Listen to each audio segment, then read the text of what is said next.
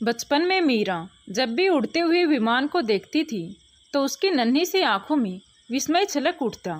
इतने छोटे से विमान में लोग कैसे बैठते होंगे, डर नहीं लगता होगा।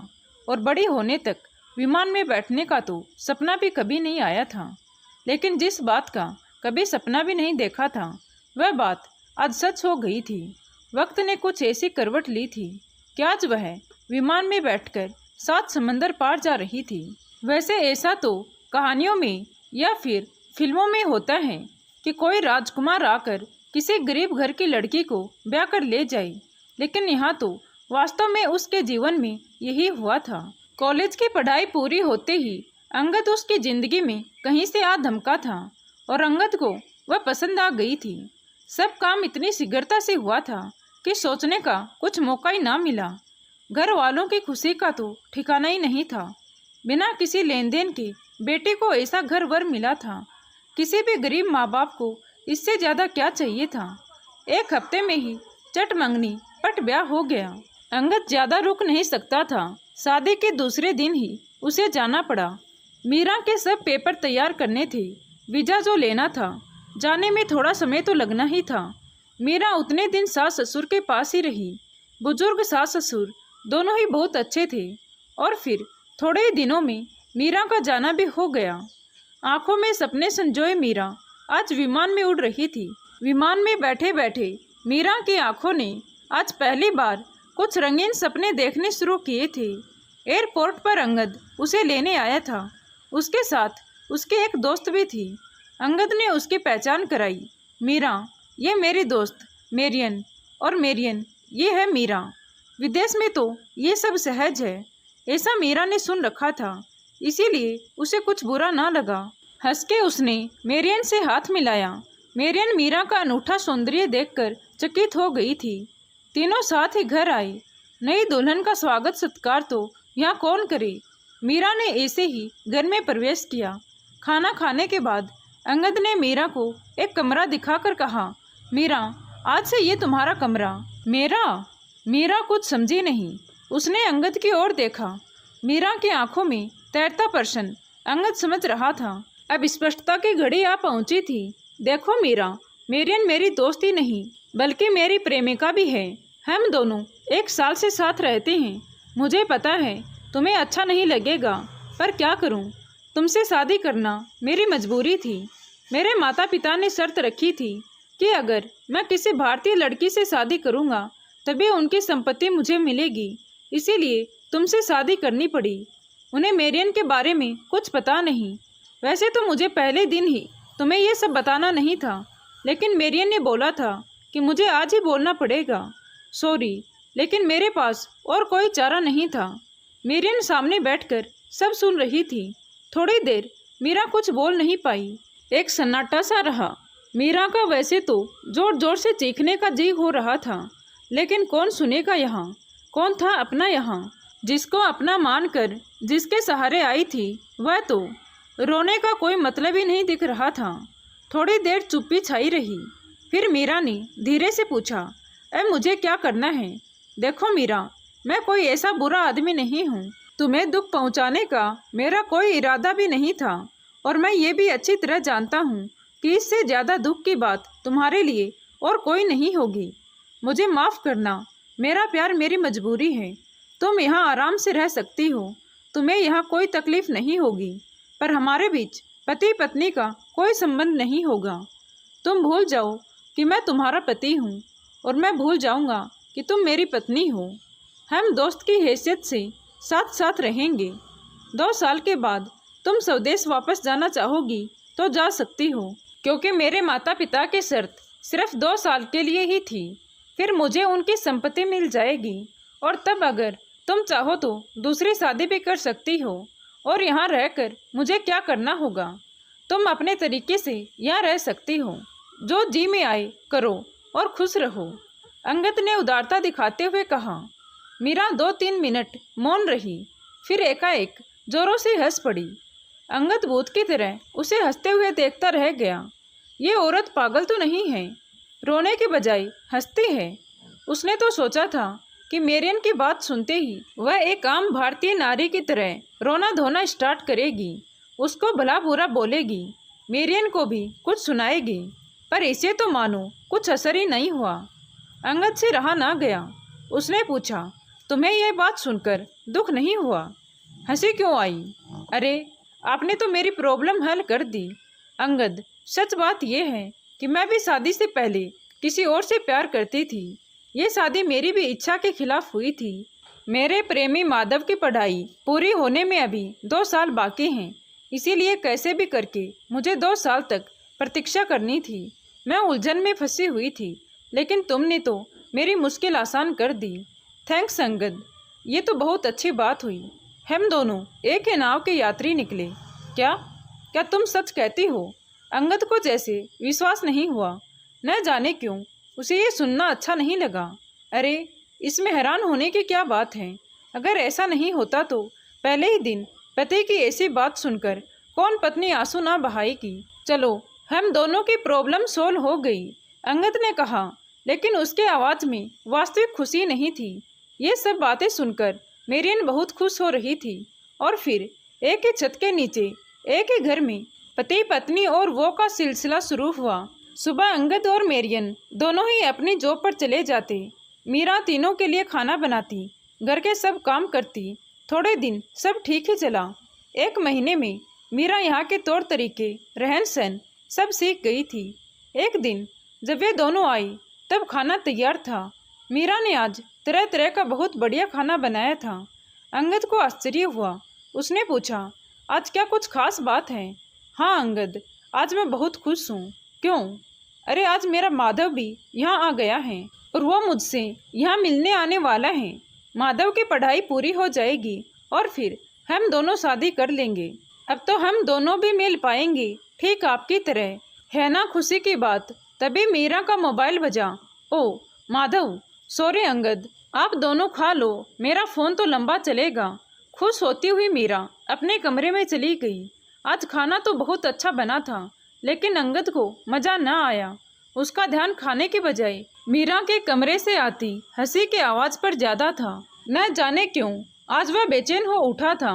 दूसरे दिन जब अंगद और मेरियन काम पर जा रहे थे तब मीरा ने घर की चाबी अंगद के हाथ में थमाते हुए कहा, लो ये एक चाबी तुम अपने पास भी रखो, मुझे आज आने में शायद देर हो जाएगी। मीरा के चेहरे पर खुशी झलक रही थी। क्यों, तुम कहीं जाने वाली हो? हाँ, कल बोला तो था कि माधव भी यहाँ आ गया है, आज मैं उसी से मिलने जा रही हूँ। कितने लंबे अरसे के बाद हम दोनों मिल पाएंगे। अंगद, आज मैं बहुत खुश हूँ। अच्छा है आपके जीवन में मेरियन है, वरना मुझे भी पूरी जिंदगी आपके साथ बितानी होती। तब मेरे प्रेम का क्या होता? तभी अंगद को गुस्सा आया। उसने कहा, तुम्हें शर्म नहीं आती अपने पति के सामने पराये मर्द की बात करते हुए? पति? हंसते हुए मीरा ने कहा, भूल गए, आपने ही तो कहा था हम दोनों पति पत्नी नहीं हैं। क्यों, सही बात है ना मेरियन? मीरा ने मेरियन की तरफ देखते हुए कहा। उस शाम जब अंगद आया तब मीरा घर में नहीं थी, मेरियन साथ में ही थी। फिर भी न जाने क्यों अंगद को कुछ अच्छा नहीं लगा। आज वह मेरियन के साथ भी ठीक से बात नहीं कर पाया। बार बार उसका ध्यान घड़ी की सुई पर जाता रहा। जब मीरा आई तब रात हो चुकी थी। उसका चेहरा खुशी से चमक रहा था। मीरा को देखते ही अंगद बरस पड़ा। समय क्या हुआ है पता भी है? कहाँ थी इतनी देर? अरे अंगद, आप तो ऐसे डांट रहे हो जैसे मैं आपकी पत्नी हूँ। तो क्या तुम मेरी पत्नी नहीं हो? आप भी क्या मजाक कर लेते हो? मैं कब से आपकी पत्नी हो गई? हमारी शादी हुई है, भूल गई? हाँ शादी हुई थी, लेकिन तुम्हारी पत्नी मेरियन है, मैं नहीं। ये बात आपने ही तो पहले ही दिन मुझे बताई थी ना। हम दोनों पति पत्नी नहीं हैं, ये बात आपने कही थी, मैंने नहीं। तुमने भी तो कहा था कि तुम भी किसी और से प्यार करती हो। ये तो आपके कहने के बाद कहा था, वरना मैं तो अपने प्यार का बलिदान दे चुकी थी। पूरा जीवन आपके साथ बिताने के लिए सिर्फ आपके भरोसे ही इतनी दूर आई थी। देखो मीरा, मुझे तुम्हारे साथ कोई बहस नहीं करनी है, लेकिन तुम इतनी रात तक किसी के साथ बाहर रहो, ये मुझे अच्छा नहीं लगता। आपको जो अच्छा लगे वही करना मेरी ड्यूटी में नहीं आता। आपकी कई बातें मुझे भी पसंद नहीं आती। मैंने कभी कुछ नहीं बोला, तुम भी बोल सकती हो। अंगद, ऐसा कोई हक आपने मेरे पास रहने ही नहीं दिया है। अब प्लीज़ आप जाओ मैं भी थक गई हूँ, गुड नाइट। और मीरा अपने कमरे में चली गई। अंगद उसे देखता रह गया। 1 महीना बीत गया। मीरा अब पूरी तरह बदल चुकी थी।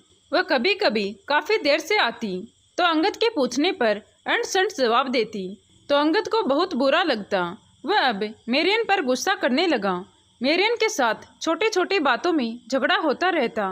अंगद को खुद को पता नहीं चलता कि उसको क्या हो रहा है।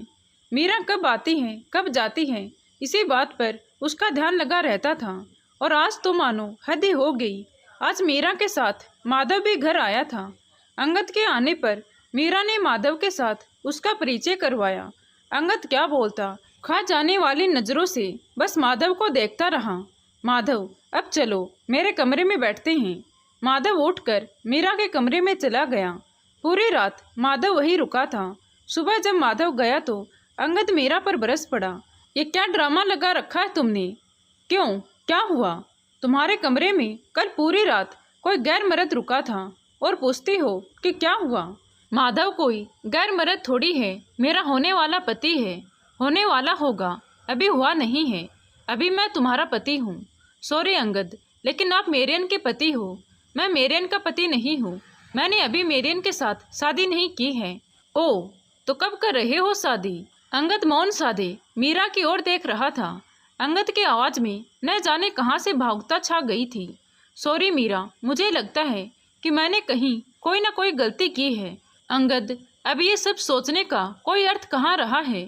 मीरा, तुम अगर मानो तो अभी भी अर्थ हो सकता है। कैसे? मुझे भी तो पता चले। मीरा, मुझे एहसास हो गया है कि मेरियन मेरे जीवन की मंजिल नहीं है, वह मेरे जीवन की एक भूल थी। अंगद, जीवन में हर भूल ठीक नहीं हो सकती। मीरा प्लीज, मुझे एक मौका चाहिए। सॉरी, मैं माधव को धोखा नहीं दे सकती। मीरा, तुम कुछ भी कहो, पर पवित्र अग्नि के साथ फेरे लेकर सबके सामने हमारी शादी हुई है। हमने जीवन भर साथ निभाने का प्रण लिया था। ये सब आज याद आया। मैंने कहा ना कि वह मेरी गलती थी और मैं नहीं मानता कि कोई गलती सुधारी नहीं जा सकती है। अच्छा, कैसे सुधरेगी ये गलती? मेरियन को क्या जवाब देंगे आप? मेरियन के लिए मैं अकेला नहीं हूँ, उसके पास दोस्तों की फौज है। ओह, तो ये बात है, इसीलिए आज मेरे लिए प्यार उमड़ आया है। नहीं मीरा, ये बात नहीं है, पर मुझे लगता है मैं सचमुच तुमसे प्यार करता हूँ। अभी पता चला। शायद हाँ, माधव के साथ मैं तुम्हें देख नहीं सकता। अंगद, ये प्रेम नहीं है, ये पुरुष वर्ग की सहज ईर्ष्या है। तुम जो भी कहो, पर मीरा, आज से मेरी जिंदगी में तुम्हारे सिवा किसी और स्त्री का कोई स्थान नहीं होगा। पर मेरा प्यार माधव है, उसका क्या? मीरा, हमारी शादी तो हो चुकी है ना, और अगर मेरियन न होती तो तुम ये शादी निभाने वाली थी ना, तब माधव को तुम भूलने वाली थी ना। मीरा प्लीज, हम दोनों ही सब भूल जाते हैं, नए सिरे से जिंदगी शुरू करेंगे। मुझे सोचने के लिए थोड़ा वक्त चाहिए। वैसे भी जब तक मेरियन घर में है तब तक तो सोचने का कुछ सवाल भी पैदा नहीं होता। ये सब तुम मुझ पर छोड़ दो। मुझे मेरी गलती का एहसास हो गया है और अगले 2 दिन में मेरियन अंगद की जिंदगी से सदा के लिए चली गई। मीरा, अब क्या सोचा? मैं आपको कल जवाब दूंगी। दूसरे दिन अंगद को मीरा का जवाब मिल गया था, एक पत्र के रूप में। अंगद, सॉरी, पर मैं हमेशा के लिए जा रही हूँ। कहाँ? यह जानने का कोई हक आपको नहीं है। हाँ, जाने से पहले एक और बात, मेरी जिंदगी में कभी कोई माधव था ही नहीं। कितने सपने सजाए मैं आई थी। मेरे दिल में दूर दूर तक अंगद के सिवा किसी और का अस्तित्व नहीं था। पर आपने जो आघात दिया, उसी आघात ने एक काल्पनिक माधव का सृजन किया। बस इतना ही। आपने जिस माधव को देखा था वह वास्तव में मेरा ममेरा भाई था। वो यहाँ अमेरिका में ही था। मुझे उसकी मदद मिल गई और हमारे नाटक में हम सफल भी रहे। अंगद, जीवन में सब भूल हम सुधार नहीं सकते। विश्वास का टूटना क्या होता है ये आप कभी नहीं समझ पाओगे। मेरे पूरे अस्तित्व में से उठे चित्कार को क्या आप कभी सुन सके? आज की नारी बदल चुकी है, ये एहसास दिलाने के लिए ही मुझे ये नाटक करना पड़ा। और एक दूसरा प्रश्न, ऐसी कोई भूल मैंने की होती तो आप क्या करते? सिर्फ एक गलती समझकर मुझे माफ़ कर पाते। दे सकते हो सच्चा जवाब। ऐसी कितनी ही मीरा समाज में होंगी और हर मीरा को कोई माधव नहीं मिलता। आपको और आप जैसे सभी पुरुषों को अपनी भूल का एहसास हो। इसी इच्छा के साथ अलविदा। अंगद किंकरते हुए विमूढ़ होकर पत्थर को देखता रह गया।